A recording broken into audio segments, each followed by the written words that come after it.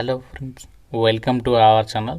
Friends, మనకి రీసెంట్లీగా Indian railways నుంచి 10th class అర్హతతో గ్రూప్ డి జాబ్స్కి సంబంధించి 21,000కి పైగా వేకెన్సీస్తో నోటిఫికేషన్ వచ్చింది కదా. ఈ జాబ్స్కి సంబంధించి ఆల్రెడీ మన ఛానల్లో అప్లికేషన్ ప్రాసెస్ గురించి వీడియో అయితే చేశాను. అయితే మనకు ఒక అప్డేట్ అనేది వచ్చింది. అప్లికేషన్ ప్రాసెస్లో ఏంటి అంటే, మనము అప్లై చేసేటప్పుడు అప్లికేషన్ ఫీ ఎగ్జామినేషన్కి సంబంధించి ఫీ రీఫండ్ కోసం బ్యాంక్ డీటెయిల్స్ అనేవి అప్డేట్ చేస్తూ ఉంటాం కదా. సో దానికి సంబంధించి అప్డేట్ అనమాట, చాలా ఇంపార్టెంట్ అప్డేట్ కాబట్టి సో వీడియోని ఎక్కడ కూడా స్కిప్ చేయకుండా చివరి వరకు చూడండి. మీకు డీటెయిల్గా అప్లికేషన్ ప్రాసెస్తో పాటు ఈ యొక్క అప్డేట్ కూడా చెప్తాను. సో ప్రతి ఒక్కరు వీడియోని లైక్ చేసి డెఫినెట్గా మీ ఫ్రెండ్స్ కూడా షేర్ చేయండి. ఛానల్ని ఫస్ట్ టైం చూస్తున్న వాళ్ళు సబ్స్క్రైబ్ చేసుకొని బెల్ ఐకాన్ని యాక్టివేట్ చేసి పెట్టుకోండి. ఇంపార్టెంట్ అప్డేట్, ఎవరైతే గవర్నమెంట్ జాబ్స్కి సంబంధించి ఇంటి దగ్గర నుంచి ఆన్లైన్లో ప్రిపేర్ కావాలి అనుకుంటున్నారో మీకోసం మన ఛానల్కి సంబంధించి మేము ఆర్కే లాజిక్స్ తరపున మీకు ఆన్లైన్లో క్లాసెస్ అయితే ప్రొవైడ్ చేస్తున్నాము. అన్ని రకాల కోర్సెస్కి సంబంధించి మీకు జస్ట్ 999 రూపీస్కి 1 year వ్యాలిడిటీ అయితే ప్రొవైడ్ చేస్తున్నాము. మీరు ఏ కోర్స్ అనేది తీసుకోండి, మీకు ఇందులో 999 రూపీస్కి 1 year వరకు కూడా వ్యాలిడిటీ అనేది ఉంటుందన్నమాట. బ్యాంక్, రైల్వేస్, ఎస్ఎస్సి అన్ని రకాల కాంపిటేటివ్ ఎగ్జామ్స్కి సంబంధించి కోర్సెస్ అనేవి అవైలబుల్లో ఉన్నాయి. ప్రతి ఒక్కరు మన ఆర్కే లాజిక్స్ యాప్ అనేది డౌన్లోడ్ చేసుకొని, మీకు లింక్ అనేది డిస్క్రిప్షన్లో పిన్నెడ్ కామెంట్లో ఇచ్చాను. ఫ్రీ డెమో వీడియోస్ కూడా ఉన్నాయి యాప్లో. కంటెంట్ అనేది ఒకసారి చెక్ చేయండి, నచ్చితేనే కోర్స్ అనేది తీసుకొని ప్రిపేర్ అవ్వండి. ఇక్కడ డీటెయిల్స్లోకి వెళ్ళినట్లయితే rrbapply.gov.inకి సంబంధించి అఫీషియల్ వెబ్సైట్ అనేది ఓపెన్ చేయండి. ఓపెన్ చేసిన తర్వాత మీకు ఇక్కడ ఇంటర్ఫేస్ అనేది ఈ విధంగా ఉంటుంది.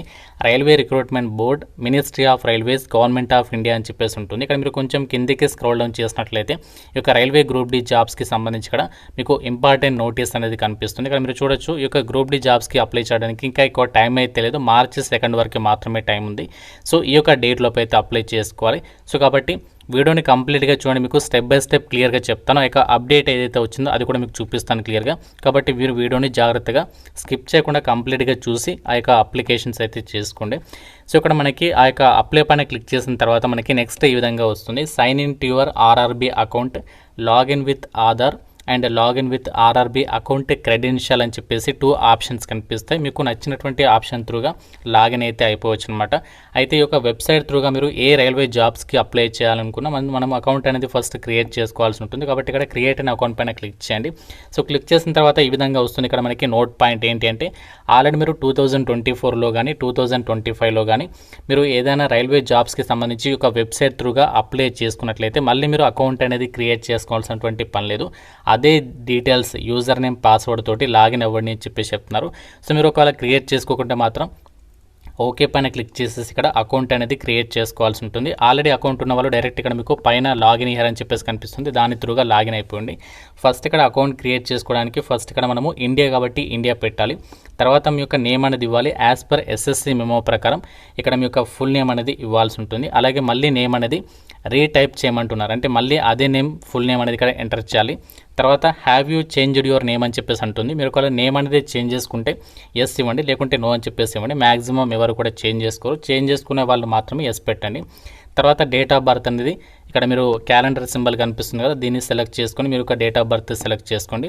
అది కూడా 10th మెమో ప్రకారమే ఉండాలి. తర్వాత మళ్ళీ డేట్ ఆఫ్ బర్త్ సెలెక్ట్ చేసుకోవాలి. తర్వాత జెండర్ సెలెక్ట్ చేసుకోండి, మేల్ అయితే మేల్, ఫీమేల్ అయితే ఫీమేల్. తర్వాత మళ్ళీ జెండర్ సెలెక్ట్ చేసుకోవాలి. తర్వాత ఫాదర్ నేమ్, అలాగే మీ యొక్క మదర్ నేము. తర్వాత నెక్స్ట్ ఏంటి అంటే ఇక్కడ మీరు ఈమెయిల్ అడ్రస్ ఇవ్వాలి, అలాగే మీ యొక్క మొబైల్ నెంబర్ అనేది ఇవ్వాలి. సో మీ యొక్క ఈమెయిల్ అడ్రస్, మొబైల్ నెంబర్ ఇచ్చేసిన తర్వాత మీ యొక్క ఈమెయిల్కి సంబంధించి జనరేట్ ఈమెయిల్ ఓటీపీ పైన క్లిక్ చేయగానే మీరు ఏదైతే ఈమెయిల్ ఐడి ఇస్తారో దానికి ఓటీపీ అనేది వెళ్తుంది. ఆ వచ్చినటువంటి ఓటీపీ కూడా బాక్స్లో ఎంటర్ చేయాలి. అలాగే మొబైల్ నెంబర్ ఎంటర్ చేసి దానికి సంబంధించి జనరేట్ మొబైల్ ఓటీపీ పైన క్లిక్ చేస్తే మొబైల్ నెంబర్కి ఓటీపీ వెళ్తుంది, అది కూడా ఎంటర్ చేసేసి ఇక్కడ మీరు డైరెక్ట్గా ఇక్కడ మీరు ఆధార్ కార్డు ఉంటే డైరెక్ట్గా వెరిఫికేషన్ త్రూ ఆధార్ కార్డ్ అని చెప్పేసి సెలెక్ట్ చేసుకుని ఇక ఓటీపీస్ అనేవి ఇచ్చేసిన తర్వాత ఈ ప్రాసెస్ అనేది చేసుకోవాల్సి ఉంటుంది. ఇక్కడ మీరు కొంచెం కిందికి స్క్రోల్ చేసినట్లయితే ఇక్కడ పాస్వర్డ్ అని చెప్పేసి ఆప్షన్ కనిపిస్తుంది. ఇక్కడ మీరు పాస్వర్డ్ అనేది క్రియేట్ చేసుకోవాల్సి ఉంటుంది. పాస్వర్డ్కి సంబంధించి ఇక్కడ కంప్లీట్ ఇన్స్ట్రక్షన్స్ ఇచ్చారు. ఏంటి అంటే ఒక క్యాపిటల్ లెటర్ ఉండాలి పాస్వర్డ్లో, ఒక స్మాల్ లెటర్ ఉండాలి, అలాగే స్పెషల్ క్యారెక్టర్ ఉండాలి, అలాగే నంబర్స్ ఉండాలి. సో మీకు ఇక్కడ ఎగ్జాంపుల్గా చెప్తున్నాను. సో ఈ విధంగా మనకి పాస్వర్డ్ అనేది ఉండాలన్నమాట.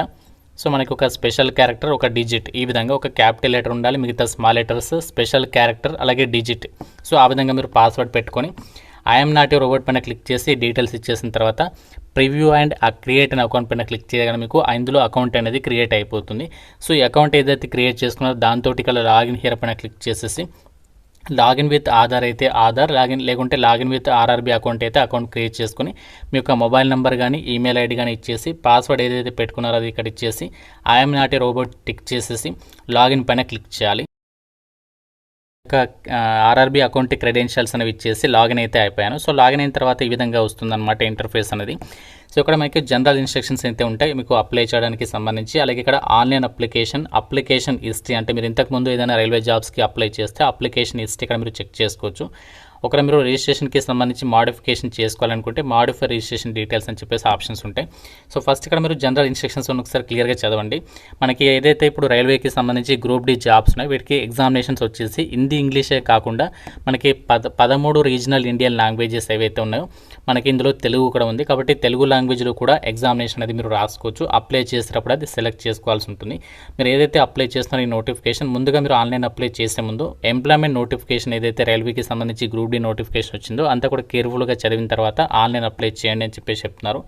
అలాగే మీరు అప్లై చేసేటప్పుడు కంపల్సరీగా మీరు ఫీ పేమెంట్ అనేది చేయాలి. ఫీ పేమెంట్ చేయకపోతే మాత్రం మీ అప్లికేషన్ అనేది రిజెక్ట్ అవుతుందని చెప్పేసి క్లియర్గా చెప్తున్నారు. కాబట్టి అంతా కూడా జాగ్రత్తగా మీరు ఇప్పుడు అన్నీ క్లియర్గా చెప్తాను మీరు కాబట్టి సో మీరు జాగ్రత్తగా కంప్లీట్గా చూసే ప్రయత్నం చేయండి. ఆల్రెడీ మన ఛానల్లో ఈ యొక్క జాబ్స్కి సంబంధించి నోటిఫికేషన్ వీడియో పెట్టాను, చూడని వారు ఆ యొక్క వీడియో అయితే మన ఛానల్ ఉంటుంది, ఒకసారి చెక్ చేసుకోండి. ఇక్కడ మీరు ఆన్లైన్ అప్లికేషన్ పైన క్లిక్ చేయాలి.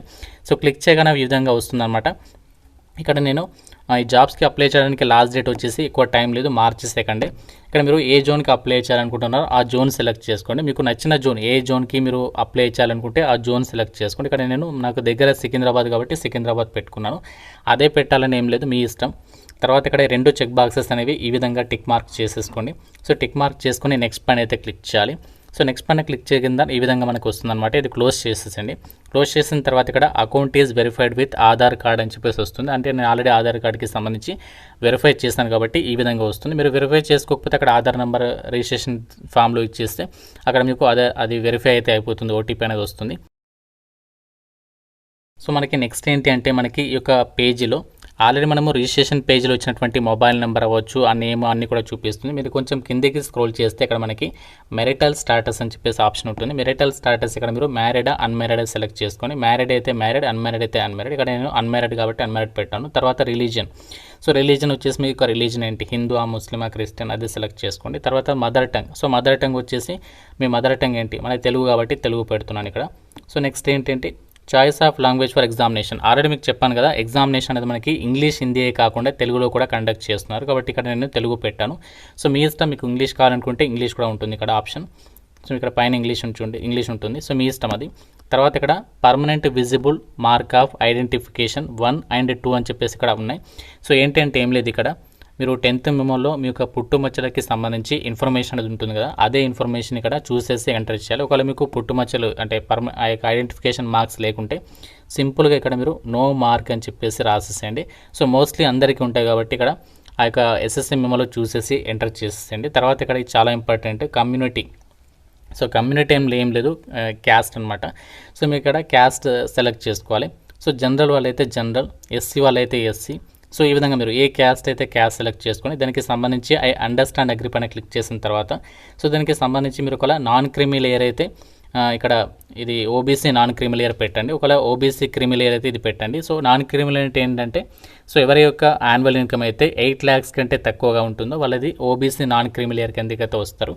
సో మీరు ఒకవేళ OBC non creamy layer certificate ఉంటే ఏది సెలెక్ట్ చేసుకొని దానికి సంబంధించి ఆ యొక్క సర్టిఫికేట్ నేమ్, దానికి సంబంధించి సర్టిఫికేట్ నెంబర్ అండ్ ఇక్కడ ఆ యొక్క ఎవరైతే ఇష్యూ చేశారో దానికి సంబంధించి ఇష్యూటీ అథారిటీ నేమ్ ఇక్కడ సెలెక్ట్ చేసుకోవాలి.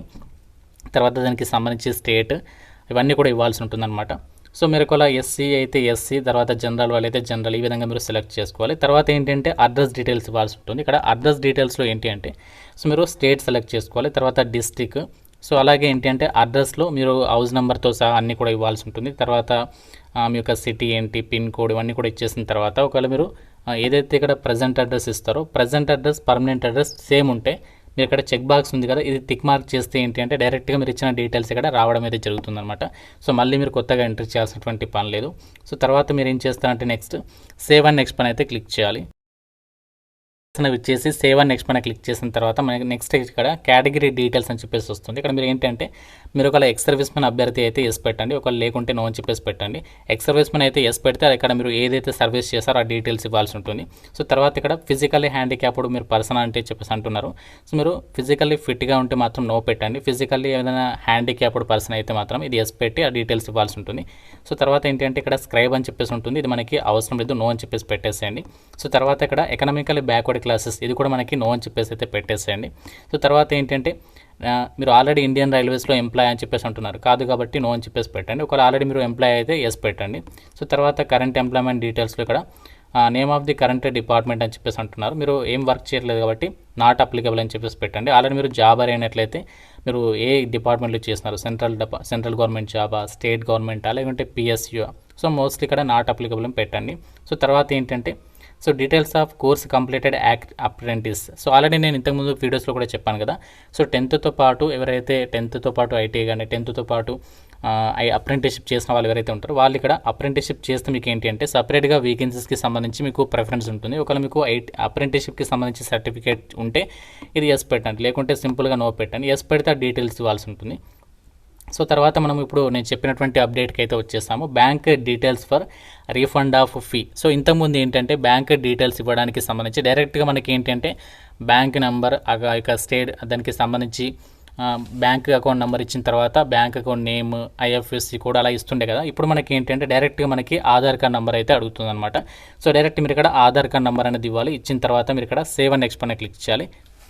సో గైస్ మనకి ఇక్కడ మీరు ఏదైతే ఇప్పటివరకు డీటెయిల్స్ ఇచ్చారో ఆ డీటెయిల్స్ ఇచ్చిన తర్వాత ఆధార్ కార్డ్ నెంబర్ అనేది ఇచ్చిన తర్వాత సేవ్ అండ్ నెక్స్ట్ పైన క్లిక్ చేయగానే మనకి ఈ విధంగా అయితే రావాలన్నమాట. So Aadhaar linked with NPCI అని చెప్పేసి రావాలి. సో అలా అయితే మాత్రమే మీకు ఇక్కడ ఏదైతే బ్యాంక్ అకౌంట్ ఉంటుందో మీ యొక్క ఆధార్కి సంబంధించి లింక్ నెంబర్, ఆ నెంబర్కి మీకు ఎగ్జామినేషన్ ఫీజు అనేది రీఫండ్ అయితే అవుతుంది. ఒకవేళ మీకు ఇక్కడ అలా లేదనుకోండి మీకు ఒకవేళ రీఫండ్ అనేది రాదనమాట. ఒకవేళ ఈ విధంగా రాకుంటే ఏం చేయాలంటే ఎన్పిసిఐకి సంబంధించి ఇక్కడ మీకు చూపిస్తాను ఏ విధంగా ఇక లింక్ చేసుకోవాలో కూడా. ఇప్పుడు చూడండి జాగ్రత్తగా. అయితే మీకు ఇక్కడ ఏంటంటే ఒక బ్యాంక్కి సంబంధించి ఇక్కడ మీకు ఆ విధంగా లింక్ అనేది రాకుంటే సో అప్పుడు అలాంటప్పుడు ఏం చేయాలంటే సో ఇక్కడ మీరు ఇక ఎన్పిసిఐకి సంబంధించి వెబ్సైట్ అనేది ఓపెన్ చేయండి. ఒకవేళ మీరు అప్లై చేసినప్పుడు మీ యొక్క బ్యాంక్ ఏదైతే మీ ఆధార్ కార్డ్కి సంబంధించి బ్యాంక్ అకౌంట్ లేదనుకోండి, సో మీ ఇంట్లో వాళ్ళది ఎవరైతే ఇవ్వచ్చు, ఎటువంటి ప్రాబ్లం అయితే లేదు. మీ యొక్క ఆధార్ కార్డ్ నెంబర్ ఇవ్వాలనేది రూల్ అయితే లేదు, అది గమనించండి.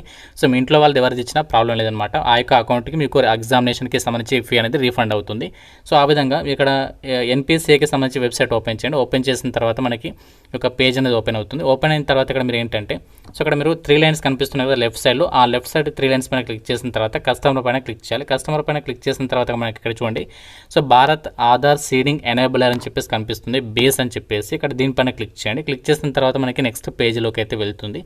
సో ఇక్కడ మనం కొంచెం వెయిట్ చేయండి. వచ్చిన తర్వాత ఇక్కడ చూడండి మనకి ఆప్షన్ ఇక్కడ కనిపిస్తుంది కదా ఆధార్ సీడింగ్ ఆర్ డీసీడింగ్ అని చెప్పేసి, సో దీనిపైన క్లిక్ చేయండి. క్లిక్ చేసిన తర్వాత మీకు అక్కడ మీకు లింక్ అనేది లేకుంటే ఇక్కడ మీరు ఏం చేయాలంటే మీ యొక్క ఆధార్ కార్డ్ నెంబర్ ఉంటుంది కదా మనకి టోటల్గా 12 డిజిట్స్కి సంబంధించి ఇక్కడ మీరు ఫస్ట్ 4 డిజిట్స్ తర్వాత ఆ విధంగా మీ యొక్క ఆధార్ కార్డ్ నెంబర్ అనేది ఎంటర్ చేసిన తర్వాత ఇక్కడ మీరు సీడింగ్ పైన క్లిక్ చేయాలి.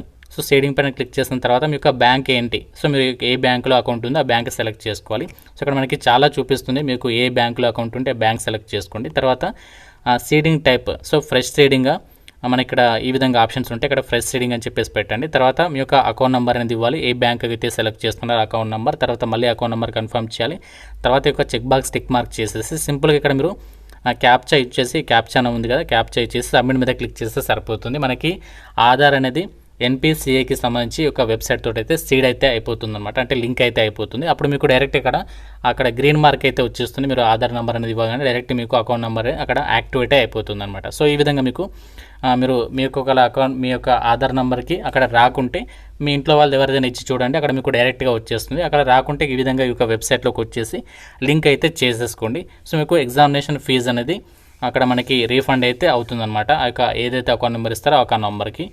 సో గైస్ మనకి నెక్స్ట్ వచ్చేసి ఏంటి అంటే మీ యొక్క క్వాలిఫికేషన్కి సంబంధించి డీటెయిల్స్లోకి అయితే వచ్చేస్తారు. మీరు ముందుగా సేవ్ అండ్ నెక్స్ట్ పైన క్లిక్ చేయడం మనకి ఈ విధంగా అయితే వచ్చేస్తుంది. ఇక్కడ మీరు ఏంటి అంటే జస్ట్ ఇక్కడ మీరు మీకు 10th క్లాస్కి సంబంధించి డీటెయిల్స్ ఇస్తే సరిపోతుంది. ఒకవేళ మీరు 10th పాటు ఆ యొక్క ఐటీకి సంబంధించి క్వాలిఫికేషన్ ఉన్నా లేకుంటే కోర్స్ కంప్లీటెడ్ యాక్ట్ అప్రెంటిషియస్ అంటే సిసిఏకి సంబంధించి ఒకవేళ ఉంటే అది ఇక్కడ మీరు మనకి ఎంటర్ చేసుకోవచ్చు అనమాట. సో ఇక్కడ మనకి ఆప్షన్స్ అయితే ఉంటాయి. సో మీరు ఓన్లీ 10th చదివితే ఇక్కడ మీరు డైరెక్ట్గా 10th క్లాస్కి సంబంధించి డీటెయిల్స్ ఇవ్వండి. లేదు మీరు హైయర్ క్వాలిఫికేషన్స్ ఏదైనా ఉంటే అక్కడ యాడ్ పైన క్లిక్ చేసేసి సో దానికి సంబంధించి అక్కడ డీటెయిల్స్ అనేవి ఇవ్వచ్చు అనమాట. ఫస్ట్ ఇక్కడ స్టేట్ సెలెక్ట్ చేసుకోవాలి, ఏ స్టేట్లో చదవాలో స్టేట్, దాని తర్వాత డిస్టిక్. సో ఈ విధంగా మీరు డిస్టిక్ అనేది సెలెక్ట్ అయితే చేసేసుకోండి. తర్వాత బోర్డ్, ఎస్ఎస్సి అనేది ఏ బోర్డులో చదివారు ఆ బోర్డ్ నేమ్, తర్వాత ఏ ఇయర్లో పాస్ అయ్యారు, తర్వాత రూల్ నెంబర్ అంటే మీ యొక్క ఎస్ఎస్సికి సంబంధించి హాల్ టికెట్ నెంబర్, ఆ యొక్క హాల్ టికెట్ నెంబర్ అనేది ఇవ్వాలి. తర్వాత ఇక్కడ ఇది చాలా important, SSLC or matriculation certificate serial number అని చెప్పేసి ఇచ్చారు. సో సీరియల్ నెంబర్ అంటే ఏంటంటే ఎస్ఎస్సి మెమోలో మీరు ఇక్కడ లెఫ్ట్ సైడ్లో మనకి అక్కడ నంబర్ అనేది ఉంటుంది, అది మనకి సర్టిఫికేట్ నెంబర్ అనమాట. సో ఆ సర్టిఫికేట్ నెంబర్ అందులో చూసేసి జాగ్రత్తగా ఇక్కడ ఎంటర్ చేసేసేయండి. ఎంటర్ చేసిన తర్వాత సో నెక్స్ట్ ఒకవేళ మీరు ఓన్లీ 10th చదివితే డైరెక్ట్గా నెక్స్ట్ పైన క్లిక్ చేసి ముందుకు అయితే వెళ్ళండి. లేదు మీరు 10thతో పాటు ఐటీఐ చదివితే యాడ్ పైన క్లిక్ చేసి ఐటీఐ డీటెయిల్స్ ఇవ్వండి. లేదు మీరు 10thతో పాటు అప్రెంటిస్షిప్ చేస్తారనుకోండి, యాడ్ పైన క్లిక్ చేసి ఎన్ఈఎస్సి నేషనల్ అప్రెంటిస్షిప్ సర్టిఫికేట్కి సంబంధించిన డీటెయిల్స్ ఇచ్చేస్తే సరిపోతుంది. ఓన్లీ 10th చదివితే డైరెక్ట్గా నెక్స్ట్ పైన క్లిక్ చేయండి. మనకి నెక్స్ట్ వచ్చేసి ఏంటంటే మనకి క్వాలిఫికేషన్ డీటెయిల్స్ అనేవి సేవ్ కావడం అయితే జరిగింది. సో నెక్స్ట్ మనకి ఇక్కడ ఏంటి అంటే ఫోటోగ్రాఫ్. సో ఇది చాలా ఇంపార్టెంట్, ఇక్కడ మనకి చాలా మందికి ఇబ్బందులు అయితే అవుతున్నాయి. సో ఫోటోగ్రాఫ్కి సంబంధించి ఇక్కడ మీరు లైవ్ ఫోటో వచ్చేసి ఇక్కడ మనకి 2 ఆప్షన్స్ అయితే ఉన్నాయి. సో ఇక్కడ మీరు డైరెక్ట్గా capture live image from mobile అని చెప్పేసి ఆప్షన్ ఉంది, క్యాప్చర్ లైవ్ ఇమేజ్ అని చెప్పేసి 2 ఆప్షన్స్ ఉంటాయి. ఇక మీరు capture live image from mobile అని చెప్పేసి ఆప్షన్ క్లిక్ చేసినట్లయితే మనకి డైరెక్ట్గా చూడండి ఇక్కడ. సో దీనిపైన క్లిక్ చేస్తే క్యూఆర్ కోడ్ వస్తుంది. సో ఇది చాలా సింపుల్ ప్రాసెస్ అనమాట. వేరే మొబైల్ ఉంటుంది కదా మీ ఇంట్లో వేరేదైనా, వాళ్ళ మొబైల్ తోటి క్యూఆర్ కోడ్ స్కాన్ చేసేసి డైరెక్ట్ మీకు ఒక లింక్ అయితే వస్తుంది. ఆ లింక్ పైన క్లిక్ చేసి మీరు ఆ డీటెయిల్స్తో లాగిన్ మీ యొక్క ఇప్పటివరకు ఏదైతే లాగిన్ క్రెడెన్షియల్స్ ఇచ్చారో ఆ లాగిన్తో లాగిన్ అయితే సో డైరెక్ట్గా మనకి అక్కడ ఇమేజ్కి సంబంధించి మన ఫోటో అప్లోడ్ చేయడానికి సంబంధించి పేజ్ చూస్తుంది. డైరెక్ట్గా మీరు అక్కడ మీ యొక్క సెల్ఫీ ఫోటో అనేది డైరెక్ట్గా అప్లోడ్ చేసేసి ఫేస్ అనేది కరెక్ట్గా వచ్చేలా చూసుకొని ఐస్ ఉంటాయి కదా, ఐ ఒకసారి బ్లింక్ చేస్తే కానీ మనకి గ్రీన్ అనేది వచ్చేస్తుంది, గ్రీన్ సర్కిల్ అది అయిపోతుంది. సో ఆ విధంగా మీరు సింపుల్గా అయితే అప్లోడ్ చేయండి. లేదంటే మీరు ఇక్కడ మీ మొబైల్ త్రూగా కూడా అప్లోడ్ అయితే చేసేయచ్చు ఫోటో అనేది, క్యాప్చర్ లైవ్ ఇమేజ్ అనేది. సో తర్వాత ఏంటంటే ఇక్కడ సిగ్నేచర్. సో సిగ్నేచర్ డాక్యుమెంట్ వచ్చేసి కూడా ఇక్కడ బ్రౌజ్ పైన క్లిక్ చేసేసి మీ యొక్క సిగ్నేచర్ డాక్యుమెంట్ అయితే అప్లోడ్ చేయాలి. అది మనకి మ్యాక్సిమం సైజ్ వచ్చేసి 49 KB ఉండాలి, మినిమం వచ్చేసి 30 KB ఉండాలంట. సో ఆ విధంగా మీరు ఫైల్ అనేది సిగ్నేచర్ ఫైల్ సైజ్ అనేది రెడీగా పెట్టుకొని సో దాన్ని అప్లోడ్ అయితే చేసేయండి. చేసిన తర్వాత సేవ్ అండ్ నెక్స్ట్ పని అయితే క్లిక్ చేయాలి. ఇక్కడ ఫోటో సిగ్నేచర్ వచ్చేసి మనకి లైవ్ ఫోటో అప్లోడ్ చేసిన తర్వాత సిగ్నేచర్ ఫైల్ అనేది అప్లోడ్ చేసిన తర్వాత డైరెక్ట్గా మనకి ప్రిఫరెన్సెస్లోకి అయితే వెళ్ళిపోతుంది. సో ప్రిఫరెన్సెస్ ఆర్డర్ నేను ఇంతకుముందు వీడియోలో చెప్పాను కదా, అదే ప్రిఫరెన్సెస్ ఆర్డర్ అనేది ఇచ్చేసేయండి. సో మీరు ఏదైతే నేను ఇంతకుముందు వీడియోలో చెప్పినటువంటి ప్రిఫరెన్స్ ఆర్డర్ ఉందో ఆ ప్రిఫరెన్సెస్ ఆర్డర్ అనేది ఆ విధంగా సెలెక్ట్ అయితే చేసేసండి. సో ఇంతకుముందు వీడియో అయితే ఇక్కడ ర్యాండమ్గా సెలెక్ట్ చేస్తున్నాను, ఇంతకుముందు వీడియో చూడండి ప్రిఫరెన్సెస్ కోసం. సో ఆ విధంగా మీరు ప్రిఫరెన్సెస్ ఆర్డర్ అనేది పెట్టేసిన తర్వాత సో నెక్స్ట్ ఇక్కడ ఐ చెక్ బాక్స్ అనేది టిక్ మార్క్ చేసేసి సో ఇక్కడ మీరు ఇంకో చెక్ బాక్స్ ఉంటుంది, ఇది కూడా టిక్ మార్క్ చేసేసి ఇక్కడ మీరు ప్లేస్ నేమ్ అనేది ఇవ్వాలి. సో మీరు ఎక్కడ నుంచి అప్లై చేస్తారో ఆ ప్లేస్ నేమ్ అనేది ఇచ్చేసి సో డైరెక్ట్గా ప్రివ్యూ అప్లికేషన్ పైన క్లిక్ చేయాలి. సో ప్రివ్యూ అప్లికేషన్ పైన క్లిక్ చేసిన తర్వాత మనకి నెక్స్ట్ మీరు ఇప్పటివరకు ఇచ్చినటువంటి డీటెయిల్స్కి సంబంధించి చూపిస్తుంది. అన్నీ కూడా ప్రాపర్గా ఇచ్చారనుకుంటే ఫైనల్ సబ్మిట్ అనేది చేసేసండి. ఫైనల్ సబ్మిట్ అయితే ఇప్పుడు మనకి ఫైనల్ సబ్మిట్ అయితే కాదు, ఫీ అనేది పే చేయాల్సి ఉంటుంది. సో ఫీ అనేది పే చేస్తేనే మీ అప్లికేషన్ అనేది కంప్లీట్ అయితే అయిపోతుంది, గుర్తుపెట్టుకోండి. సో ఫీ పే చేయకుండా మనకి అప్లికేషన్ అనేది కంప్లీట్ అయితే కాదు. కంపల్సరీగా ప్రతి ఒక్కరు ఎగ్జామినేషన్కి సంబంధించి ఫీజు అనేది రీఫండ్ మనకి పే చేయాల్సి ఉంటుంది. మీకు ఎగ్జామినేషన్ అయిన తర్వాత రీఫండ్ అనేది ఉంటుంది. అయితే మీరు అప్లై చేసిన తర్వాత మీరు అప్లికేషన్ ఫీ కూడా పే చేసిన తర్వాత ఇక్కడ మీరు అప్లికేషన్ హిస్టరీలోకి వెళ్ళి కూడా మీ అప్లికేషన్ అనేది సబ్మిట్ అయిందా లేదా అని చెప్పేసి కూడా అక్కడ మీరు స్టేటస్ అనేది చెక్ చేసుకోవచ్చు అనమాట. సో ఈ విధంగా మనకి ఇక్కడ బ్యాంక్కి సంబంధించి చాలామంది ఎగ్జామినేషన్ అయిపోయిన తర్వాత కూడా ఫీజు అనేది రీఫండ్ రావట్లేదని చెప్పేసి అంటున్నారు. సో మనకి ఎగ్జామినేషన్ మీరు అన్ని ప్రాపర్గా బ్యాంక్ డీటెయిల్స్ ఇచ్చిన తర్వాత ఫీ అనేది రీఫండ్ రాలేదంటే మనకి ఇంకా గవర్నమెంట్ వాళ్ళు రిలీజ్ అనేది చేయలేదు ప్రజెంట్ అయితే. సో వాళ్ళు రిలీజ్ చేసిన తర్వాత మీకు బ్యాంక్ అకౌంట్కి అయితే రీఫండ్ అయితే వస్తుంది. ఒకవేళ మీరు మిస్టేక్ చేస్తే మాత్రం మీకు రీఫండ్ వచ్చేటువంటి ఛాన్సెస్ ఉండదు. కాబట్టి సో మనకు ఒక కొత్త అప్డేట్ వచ్చింది కాబట్టి మీకు ఇక్కడ చెప్పడం అయితే జరిగింది. సో కాబట్టి మీరు అక్కడ అప్డేట్ ఫాలో అయ్యి ఇంకా ఎవరైతే అప్లై చేయలేదో ఈ యొక్క మీరు ఈ వీడియో చూసేసి జాగ్రత్తగా అప్లై అయితే చేసేసుకోండి. ఆల్రెడీ అప్లై చేసిన వాళ్ళు మళ్ళీ మనకి ఇక్కడ అప్లై చేయాల్సినటువంటి పని లేదు. సో మీరు ఎటువంటి టెన్షన్ పడాల్సినటువంటి పని కూడా లేదు. సో ఇది మనకి రైల్వే గ్రూప్ డి జాబ్స్కి సంబంధించి వచ్చినటువంటి కొత్త అప్డేట్. ఎవరైతే ఇంతవరకు అప్లై చేయలేదు వాళ్ళు మాత్రం ఈ ప్రాసెస్ అనేది ఫాలో అవ్వండి. సో మిగతా వాళ్ళు మాత్రం ఎటువంటి టెన్షన్ పడాల్సినటువంటి అవసరం అయితే లేదు. సో ఇది మనకి గ్రూప్ డి జాబ్స్కి సంబంధించి అప్లికేషన్ ప్రాసెస్ వీడియో. ఇంకా మీకు ఏదైనా డౌట్ ఉంటే నాకు కామెంట్లో అయితే అడగండి. ప్రతి ఒక్కరు కూడా వీడియోని లైక్ చేసి మీ ఫ్రెండ్స్ కూడా వీడియోని అయితే షేర్ చేయండి. ఛానల్ని సబ్స్క్రైబ్ చేసుకోండి. Thank you so much guys.